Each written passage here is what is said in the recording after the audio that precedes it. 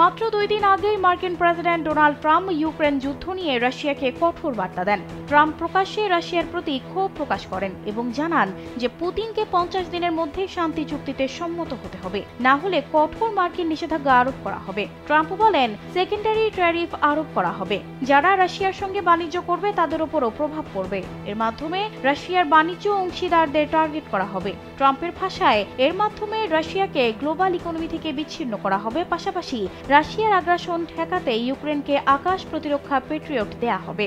Trump ইউক্রেনে নতুন করে অস্ত্র সরবরাহ শুরুর এই ঘোষণা দেওয়ার পর রাশিয়া জানিয়েছে তারা যুক্তরাষ্ট্র সহ পশ্চিমা দেশগুলোর এই কার্যকলাপ ঘনিষ্ঠভাবে পর্যবেক্ষণ করছে।